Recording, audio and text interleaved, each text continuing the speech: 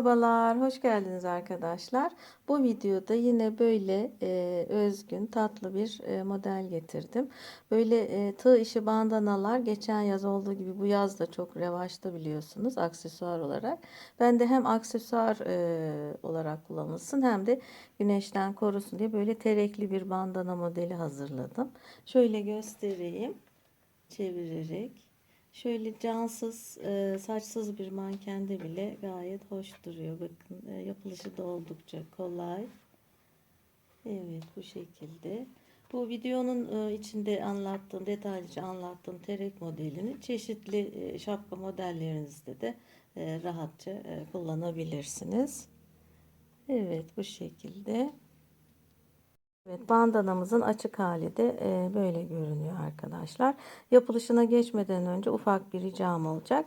Kanalıma ücretsiz bir şekilde abone olur ve beğeni ve yorum yaparsanız gerçekten çok mutlu olurum. Çok makbule geçer. Evet, yapacak olanlara şimdiden kolay gelsin diyorum ve hemen yapılışına geçiyorum. Evet arkadaşlar yapılışına geçelim. Şimdi şöyle ip olarak böyle bir koton yazlık ip kullanıyorum. Böyle orta kalınlıkta 50 gramı 165 metre olan bir ip. Muadili pek çok ip var, bu şekilde kullanabilirsiniz. 5 numara 3 milimetrede tığ kullanacağım. Evet şimdi başlayalım. 5 zincir çekerek başlıyorum. 1 2 3 4 5 birleştiriyorum. Evet. 5 zincir çekiyorum. 1 2 3 4 5 doluyorum. Halkanın içine üçlü trabzan. 1 2 zincir çekiyorum, doluyorum. Yine üçlü trabzan. 1 2 zincir, üçlü trabzan. 8 tane yapacağız bu şekilde. Evet 8 tane yaptım. 1 2 3 4 5 6 7 8. 1 2 zincir çekiyorum ve şu ilmeğe kıstırıyorum. Evet. Şimdi şu boşluğa geçiyoruz. Evet. 1 2 3 4 zincir çekiyorum. 2 kere doluyorum ve 4'te çekeceğim trabzanları. 1 2 3 4. 2 kere doladım. 1 2 3 4'te çekiyorum. 1 2 3 4'te çekiyorum. Evet. Şimdi 1 2 3 zincir çekiyorum. Yine 2 kere doluyorum. Diğer tarafa evet 1 2 3 4 tane trabzan yaptık. Şimdi yanına tekrar aynı şekilde trabzan yapıyorum.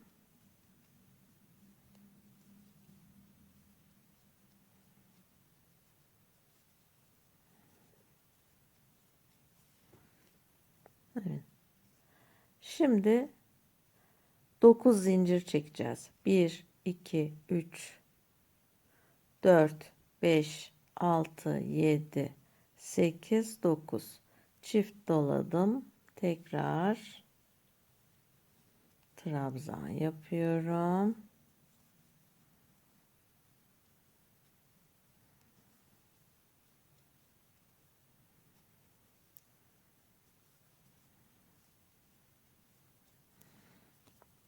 Evet burası motifin köşesi oluyor.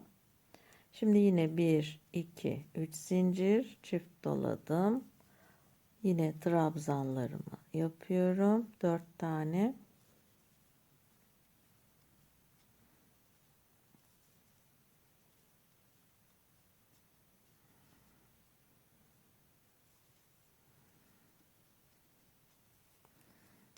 Evet. Şimdi tekrar 1 2 3 4 5, 6, 7, 8, 9 doladım. Hemen yanındakine trabzanlarımı yapıyorum. Evet, motifimize bu şekilde devam edelim arkadaşlar. Evet, bakın. 2 blok yaptım. Bir köşe, 2 blok, bir köşe, 2 blok, bir köşe, 2 blok. Şimdi köşeyi yapıyorum. Sonuncu köşeyi 1, 2, 3, 4, 5, 6, 7, 8, 9. Evet, şu trabzanla birleştiriyorum. Bir zincir çekip ipimi kesiyorum. Evet, birinci motifimiz tamamlandı.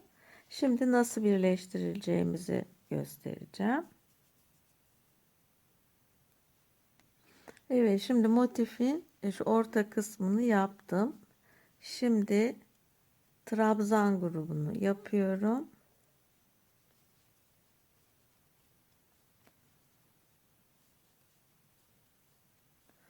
3 tane oldu. Dördüncüyü yapıyorum. Evet. Şimdi bu köşeden birleştireceğim. 1, 2, 3, 4 zincir çekiyorum. Şu motifimden şuradan 1, 2, 3, 4 zincir atlıyorum. 5. zincire şöyle kıstırıyorum. Sonra 1, 2, 3, 4 zincir çekiyorum ve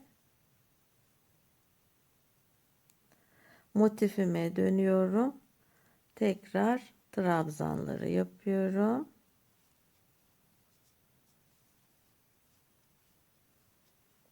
2, 3, 4. Evet. Bir zincir çekiyorum. Şu kenarla birleştireceğim. Şöyle aldım, kıstırdım ve bir zincir daha doluyorum 2 kez. Diğer trabzan grubunu yapıyorum. 1, 2, 3 ve 4. Evet, yine köşeye geldim. Bakın. 1, 2, 3, 4 zincir çekiyoruz. Buradan 1, 2, 3, dördüncüyü atlıyoruz. Beşinciye kıstırıyorum. 1, 2, 3, 4 zincir doluyoruz.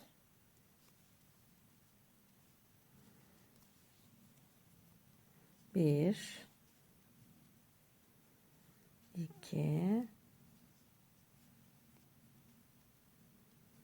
3, 4. Evet. 1, 2, 3 zincir çekiyorum. Yan tarafa geçiyorum. Evet. Bu şekilde motif birleştirmemizi de yapıyoruz arkadaşlar. Evet.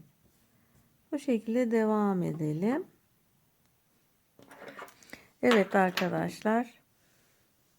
Bu şekilde birleştirdim bandanamızı. Şimdi şu kısımlara yarım motifler eklenecek. Onu yapacağız. Yerleşimi bu şekilde bakın. 1, 2, 3, 4, 5, 6 motiften oluşuyor kenarlar. 1, 2, 3, 4, 5, 6 motif. Şöyle. Buna buhar ütüsü yapacağız. Daha da düzgün duracak bu şekilde. Evet. Şimdi şu kenar motiflerin nasıl yapıldığına geçelim. Evet, yine 5 zincir çekerek başlıyorum. 1, 2, 3, 4, 5. Birleştiriyorum. 1, 2, 3, 4, 5 zincir çekiyorum. Üçlü trabzan. 1, 2 zincir. Üçlü trabzan. 1, 2 zincir.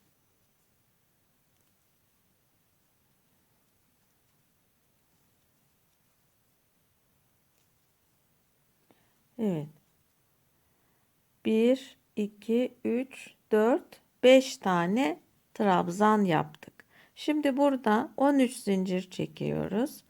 1, 2, 3, 4, 5, 6, 7, 8, 9, 10, 11, 12, 13. Doladım, dönüyorum.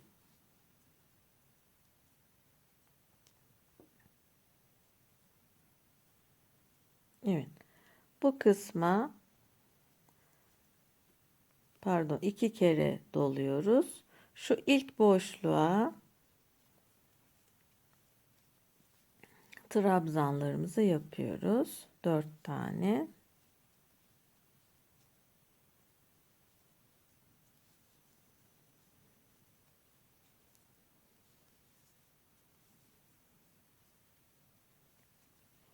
Evet, 4 trabzan yaptım bu şekilde. Şimdi 1, 2, 3 zincir 2 kere doluyoruz. Buraya trabzanlarımızı yapıyoruz.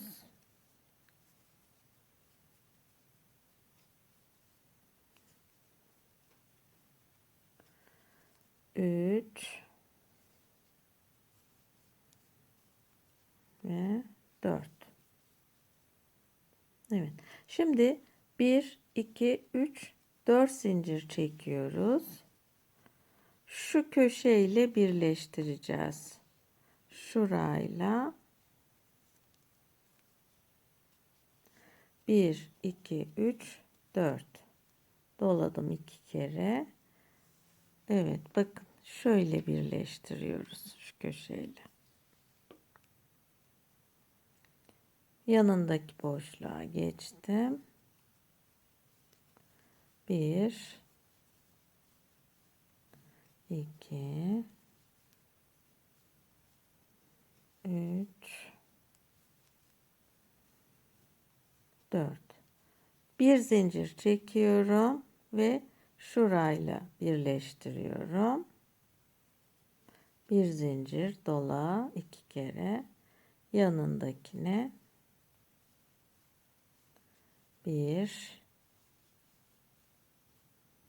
2, 3, 4. Şimdi köşeye geldim. Yine 1, 2, 3, 4 zincir çekiyorum ve şu köşeyle birleştiriyorum.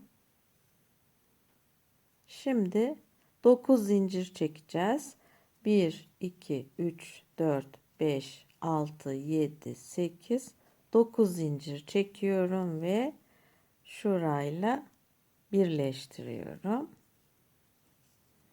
Aynen başladığımız gibi bitirmiş olduk. Şöyle bakın. Bir zincir çekip ipimi kesiyorum. Evet. Bakın şuraya üçgeni koymuş olduk şöyle. Şimdi şu üçgeni yapalım.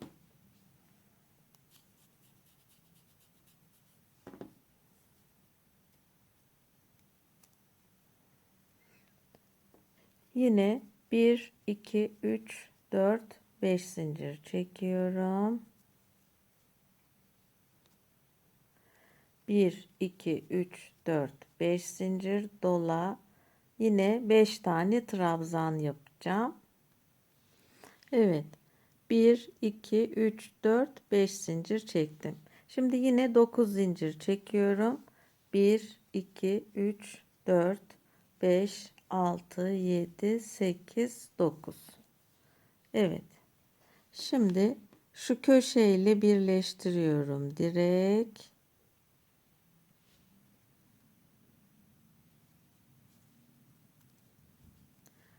Ve 1, 2, 3, 4 zincir çekip çift doluyorum. Ve şu ilk boşluğa trabzanımızı yapıyoruz. 4 tane trabzan.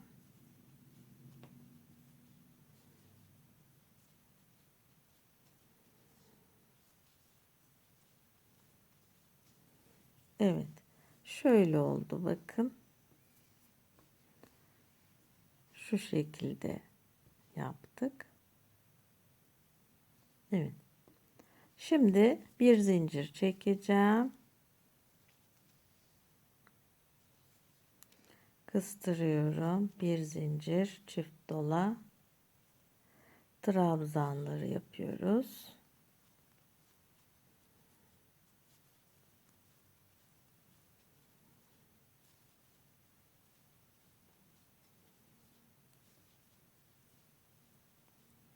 Evet.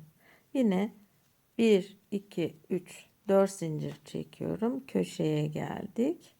Köşeyi birleştiriyorum. 1, 2, 3, 4 zincir çift dola. Trabzanları yapıyoruz.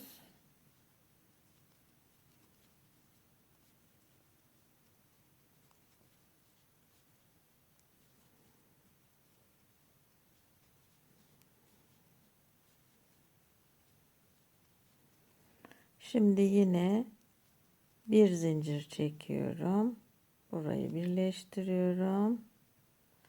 Bir zincir çift dola, trabzanlar.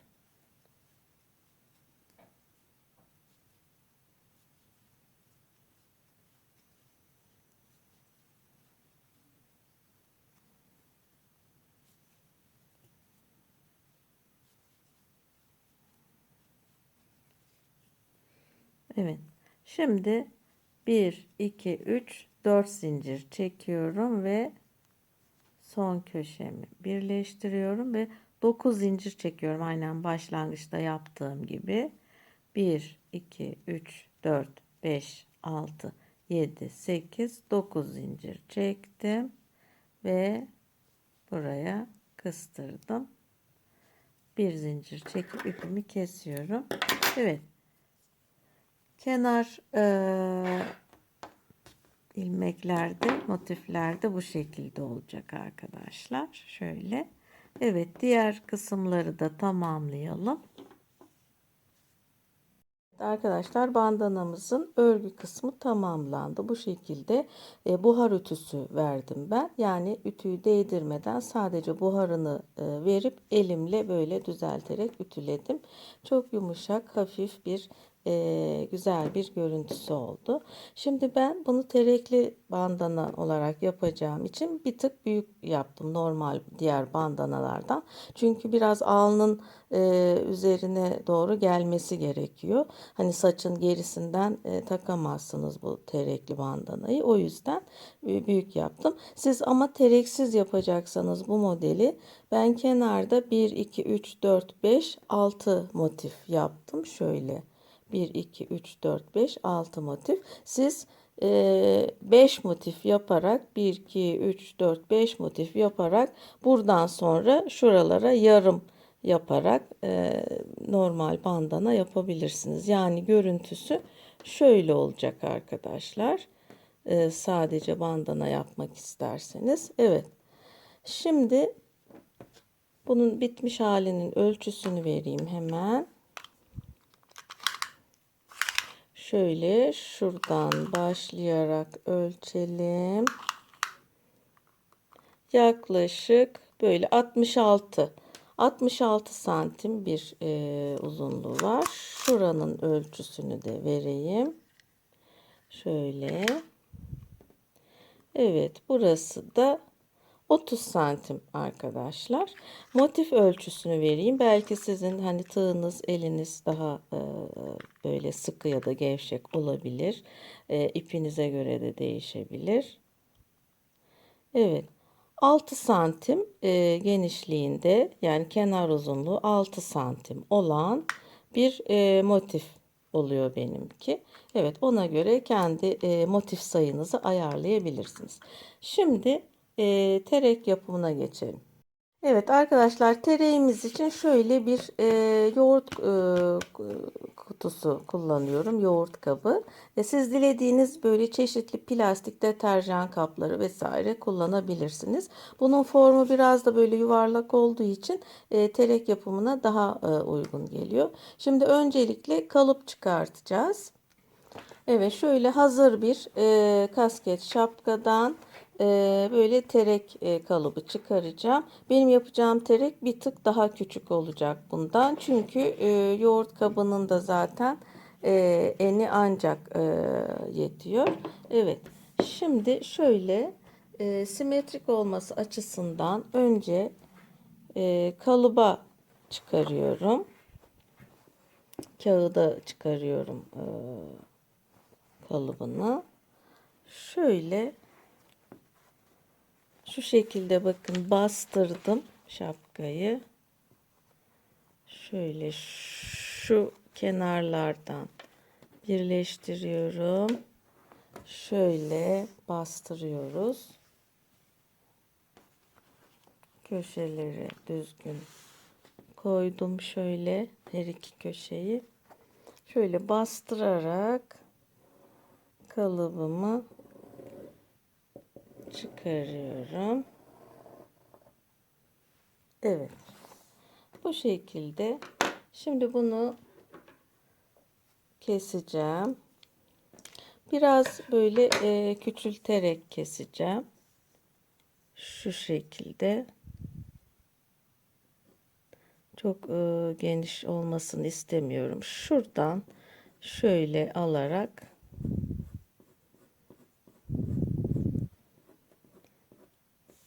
tabii şu genişliği koruyarak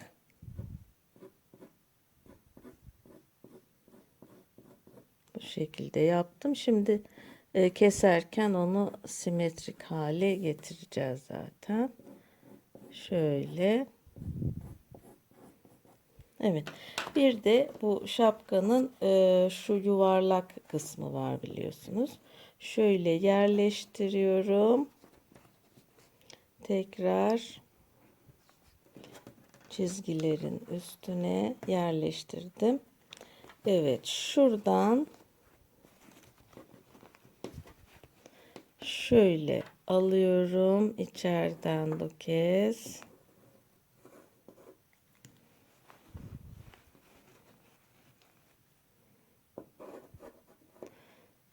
Evet. Şöyle bir görüntüsü oldu.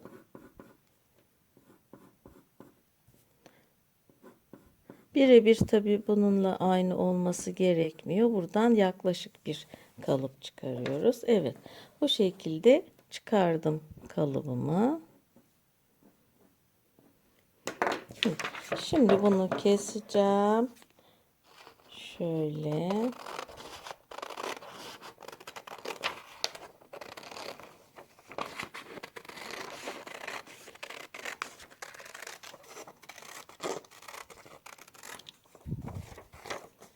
Ve şuradan.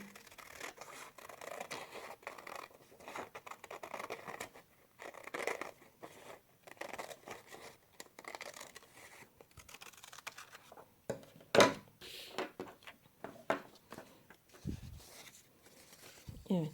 Şöyle birleştiriyorum şu iki kenarını. Şu şekilde. Evet. Şuradan bakın bir tık fazlalık var. Orayı da alarak tereyin simetrik olmasını sağlıyorum. Şöyle görünüyordur umarım.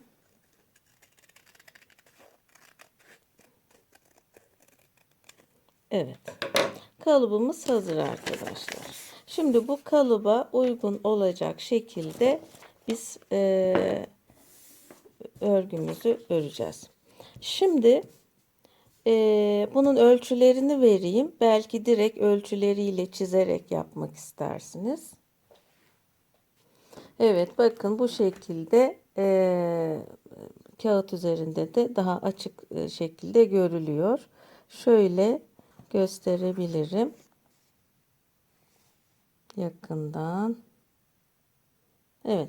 Şimdi bantla yapıştırıyorum. Keserek kalıbımızı çıkaracağız. Evet.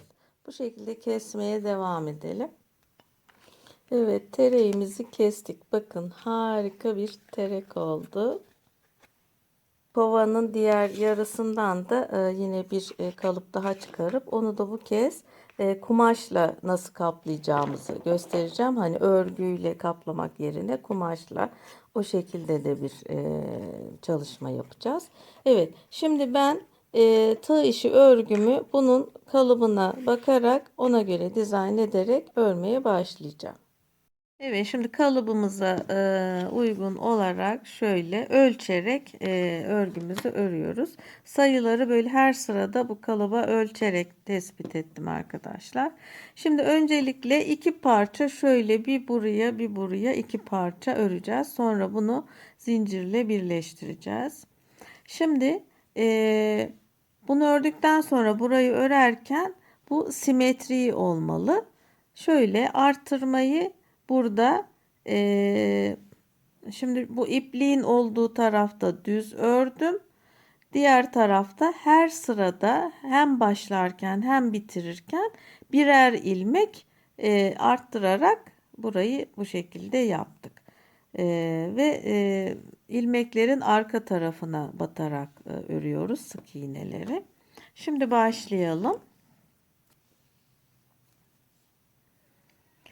4 zincir çekiyorum. 1, 2, 3, 4. İlk zinciri atlıyorum. Yanındakine sık iğne. 1, 2, 3.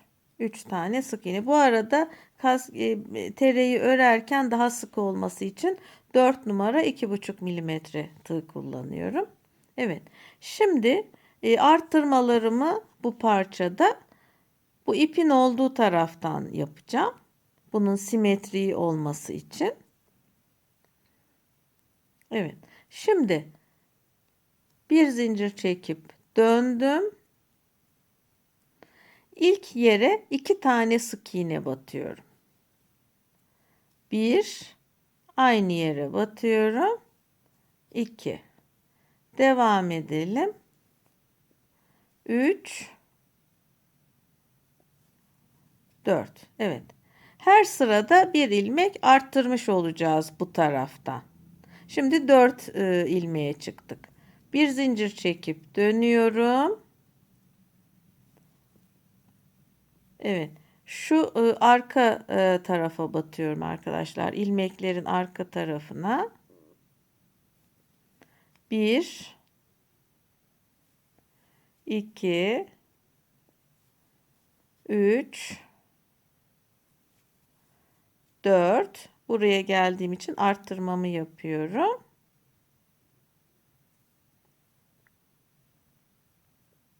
Buradan batmak biraz zor oluyor. Şöyle batayım. 5 oldu. Bir zincir çekip dönüyorum. Yine buradan arttırma yapacağım. Şöyle arka taraflara batıyoruz. 1, aynı yere battım.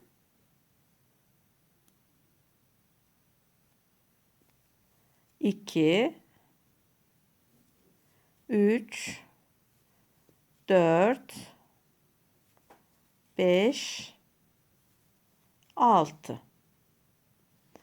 Bir zincir çekip dönüyorum. 1, 2, 3, 4, 5, 6. Bu tarafta olduğu için bir tane daha batıyorum. 7. Evet. Bu şekilde devam ederek 12 ilmeğe kadar çıkacağız. Evet, 12 ilmek ördük. Bu parçamızı da tamamladık. Şimdi buradan ilmeğimi bir zincir çekiyorum ve ipimi kesiyorum. Evet. Şimdi bakın şöyle koyduğumuzda bu buraya yerleşecek, bu buraya yerleşecek. Böyle simetrik yapmamızın amacı şu sıraların birbirine eşit gelmesi. Bakın burada da böyle iç taraftan örülmüş, burada da iç taraftan örülmüş son sıra. Evet. Şu şekilde yapsaydık burada bir çizgi belirirdi. örnek açısından hoş durmazdı. O yüzden bu şekilde yapıyoruz. Evet, şimdi arada bir zincir çekeceğiz. Evet. Şimdi şu parçayı alıyorum.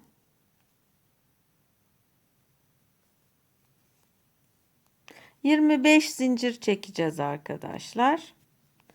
1, 2, 3, 4, 5, 6, 7, 8, 9, 10, 11, 12, 13, 14, 15, 16, 17, 18, 19, 20, 21, 22, 23, 24, 25.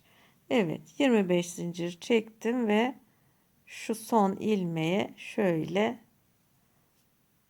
kaydırarak birleştiriyorum. Bir zincir çekiyorum ve ipimi kesiyorum. Çünkü sıra başından başlayacağız. Evet. Şöyle birleştirdik. Şimdi şuradan örmeye başlayacağız. Toplam burada kaç ilmeğimiz var? 12, 12 daha 24. Burada da 25 ilmek var. Toplam burada 49 ilmek sık iğnemiz olacak.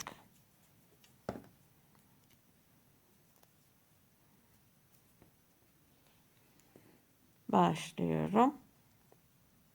Şöyle arka taraftan batarak bütün ilmeklere birer tane sık iğne.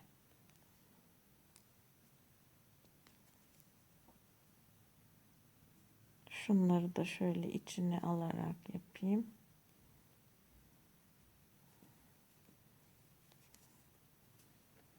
Evet, şöyle bakın arka tarafa batıyorum.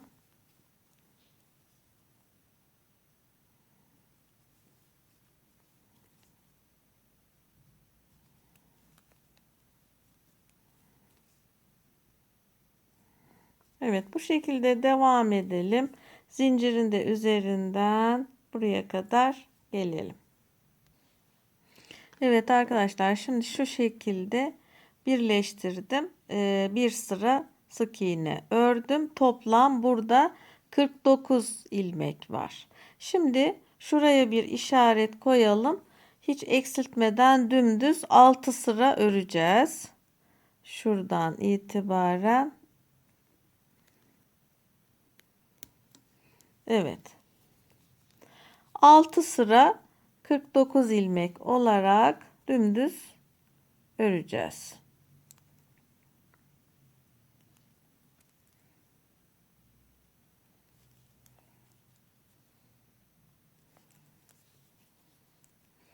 Evet, devam edelim. Evet arkadaşlar, 6 sıra dümdüz ördüm. Şimdi bu sırada hem başlarken hem de bitirirken bir ilmek eksilteceğim her iki taraftan. Bir zincir çekip dönüyorum. Şuraya batacağım normalde. Bunu atlıyorum. Hemen yanındakine batıyorum. Şöyle bir ilmek eksiltmiş oluyoruz. Evet. Sıra sonuna kadar, buraya kadar gelelim. Evet, sıra sonuna geldim. Burada da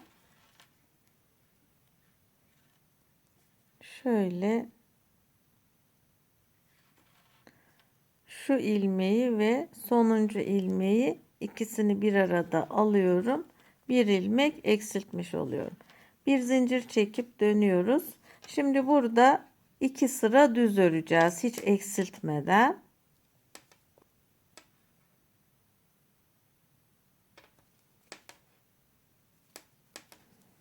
Evet. Şimdi 2 sıra dümdüz bir gidelim. Bir de bu tarafa dönelim. Sonra tekrar eksiltmeye başlayacağız. Evet, 2 sıra düz ördük hiç eksiltmeden. Şimdi 9 sıra her iki taraftan birer tane eksilterek öreceğiz. 9 sıra. Buradan ilk ilmeği atlıyorum. İkinci ilmeğe batıyorum. Bir eksiltmiş oluyorum. Evet. Bitirirken de bir ilmek eksiltiyorum. Bu şekilde 9 sıra her iki taraftan da eksilterek örelim. Yani toplam 18 ilmek eksiltmiş olacağız arkadaşlar. 9 sırada 18 ilmek böyle eksiltmiş olacağız. Evet, eksiltmelerimizi yaptık. Şimdi bu sırada 2 başlarken 2 tane de bitirirken, yani ikişer ilmek keseceğiz arkadaşlar. Bir zincir çekerek dönüyorum. Şurayı, ilk ilmeği atlıyorum. Bu ilmekle diğer ilmeği bir arada alıyorum. Böylelikle 2 ilmek eksiltmiş oluyoruz. Evet, sıra sonuna kadar gelelim. Evet, bitirirken de 2 ilmek eksilteceğiz. Evet, şimdi bu sırada da üçer ilmek eksiltiyoruz. Bir zincir çekip dönüyorum. Evet, şu ilmeği böyle kaydırıyorum. Şu ilmeği de kaydırıyorum. Diğer 2 ilmeği birlikte alıyoruz. Şöyle. Evet, 3 ilmek eksiltmiş oluyorum. Devam edelim. Sıra sonuna kadar gelelim. Evet, sıra sonuna geldim. Buradan da şu şekilde alıyorum. 3 ilmek eksiltiyoruz. Evet, bir zincir çekiyorum ve ipimizi kesiyoruz. Evet, bu şekilde tamamlamış olduk. Şimdi bundan bir parça daha öreceğiz. Onun öncesinde şöyle etrafına şuradan başlayarak şöyle bir sıra sık iğne yapacağım. Şöyle şuradan başlıyorum. Şu ipleri de içine alarak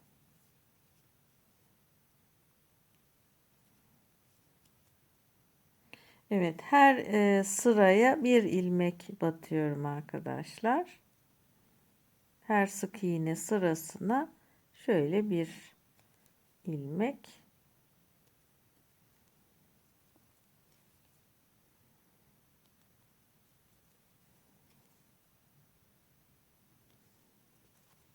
Evet, bu şekilde devam edelim. Evet, bu şekilde 2 parça ördük arkadaşlar. Şöyle düz yüzlerinden şöyle ipliğimi geçirdim. Dikerek birleştireceğiz. Şöyle bir iğneleyelim. Evet, dikmeye başlayalım. Şöyle.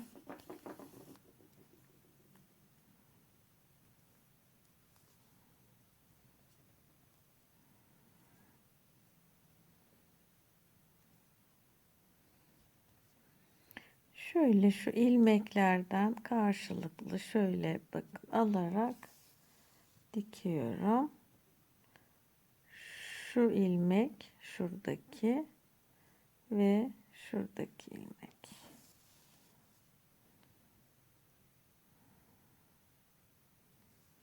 Evet, bu şekilde hepsini bütün çevresini dikelim. Evet, kenarlarını diktim arkadaşlar. Bu şekilde görünüyor. Şurası açık. Şimdi içine tereimizi koyuyoruz.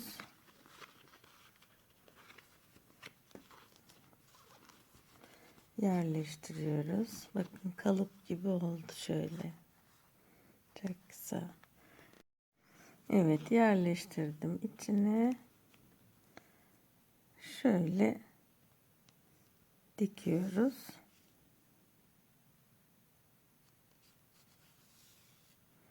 Evet, bu şekilde dikelim. Evet arkadaşlar, tereimiz tamamlandı bu şekilde. Şimdi bunu bandanamıza dikeceğiz. Bandanamızın şöyle orta noktasını buluyoruz. Evet, şu ortadaki motifin şu kısmı. Evet. Bunu da şöyle katlayalım. Çok bastırmadan. Şöyle. Evet. Şu şekilde. Evet. Bu şekilde dikiyoruz arkadaşlar. Evet arkadaşlar, tereimizi diktik bandanamıza. Şöyle iki ucuna bir miktar şöyle kordon ekledim. Zaten arkadan bağlanırken şu kısımlarda bağlamaya giriyor. Evet. Şimdi son bir dokunuş yapacağız. Şu kısmına daha düzgün görünmesi için bir kordon çalışması yapacağım. Evet, bunun için şöyle bakın, ipliğimi 4 kat yaptım ve 6 milimetre pardon 5 milimetre tığ kullanıyorum. Şöyle normal bildiğimiz zincir yapacağız arkadaşlar.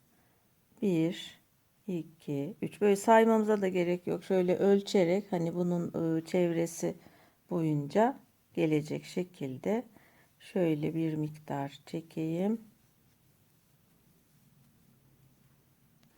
Evet, bu zincir için ipin dörde katlanmış halinin 1,5 metre kadar, 1,5 metreye yakın olması gerekiyor, böyle 4 katlık halinin. Bu şekilde iğneliyorum. Tam böyle birleşim yerine gelecek şekilde iğneleyelim. Evet, şöyle bakın, iğneledim. Şimdi şöyle normal dikiş ipliğiyle buraya dikkatlice şöyle dikeceğim.